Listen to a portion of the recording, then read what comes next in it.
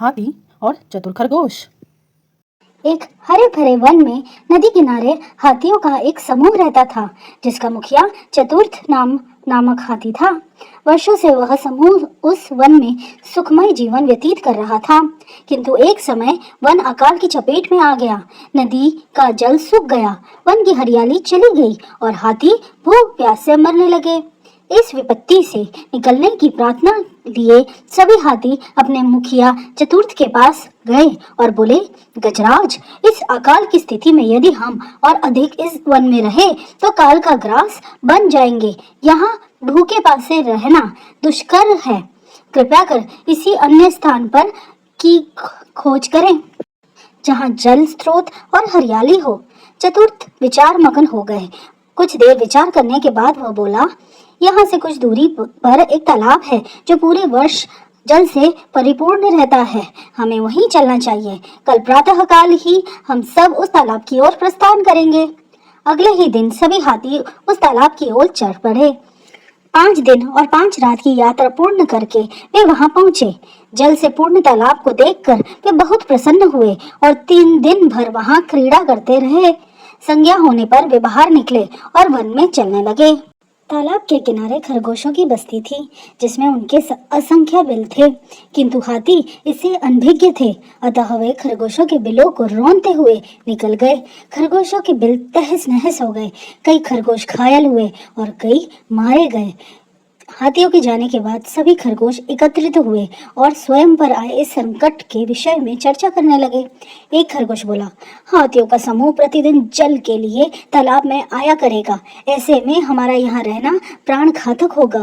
वे हमारे बिलों के साथ हमें भी रौंद देंगे।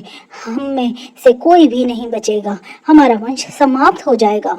जीवन है तो सरस्वत है। जीवन रक्षा के लिए जो संभव हो हमें करना चाहिए। परिस्थिति कहती है कि हमें जीवन रक्षा के लिए तत्काल इस स्थान को छोड़कर अन्यत्र प्रस्थान करना चाहिए। एक अन्य खरगोश बोला।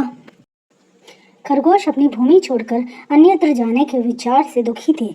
उनका दुख देख लंबकरण नामक खरगोश आगे आया और बोला, हम वर्षों से इस भूमि पर निवास कर रहे हैं। हम अपनी भूमि क्यों छोड़ें? इस भूमि पर हमारा अधिकार है। हमें हाथियों से बात कर उन्हें यहाँ आने से रोकना चाहिए। किंतु उनसे कौन बात करेगा? कौन उन्हें समझाएगा? सभी खरगोश ने एक स्वर में पूछा। मैं उनसे बात करूंगा और यहाँ आने से मना करूंगा। लंबकरण बोला, किंतु क्या वे तुम्हारी बात मानेंगे? अवश्य मानेंगे। मेरे पास एक युक्ति है। मैं उनसे कहूंगा कि यह तालाब चंद्रमा में बैठे खरगोश का है और उसने आप लोगों को यहाँ आने से मना किया है। संभवतः वे मेरी बात मान जाएं। लंबकरण बोला। अगले दिन लंबकरण हाथियों के मुखिया से मिलने तालाब के मार्ग में स्थित एक ऊंचे टीले पर बैठ गया। जब हाथियों का समूह वहां से गुजरा तो वह हाथियों के मुखिया चतुर्थ से बोला, गजराज, क्या आपको ज्ञात नहीं, यह तालाब चांद में रहने वाले खरगोश का है। आपको बिना उसकी अनुमति के इस तालाब के जल का प्रयोग नहीं करना चाहिए। चतुर्थ ने पूछा, तुम कौन हो? मैं चांद में रहने वाले खरगोश का संदेशवाहक हूँ।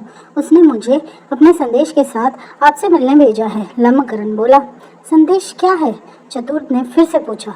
संदेश है कि इस पवित्र तालाब में चंद्रदेव का वास है, इसलिए तुम लोग इसके जल का प्रयोग नहीं कर सकते। मैं कैसे मान लूं कि यह तालाब चंद्रदेव का है? जब तुम मुझे तालाब में चंद्रदेव के दर्शन करवाओगे तभी मैं यह बात मानूंगा और अपने दल को यहाँ आने से रोकूंगा। चलो मेरे साथ और स्वयं देख लो, कहकर लंबकरण चतुर्थ को तालाब के किनारे ले गया। उस समय तालाब में चांद की छाया पड़ रही थी। लंबकरण चतुर्थ को वह छाया दिखाते हुए बोला, गजराज देखो, तालाब में चांद का वास है। अब तो मेरी बात मान लो। चांद की छाया को चंद्रदेव समझकर चतुर्थ ने उसे प्रणाम किया और वहां से लौट गया। उसके बाद उस तालाब में हाथियों का समूह कभी नहीं आया।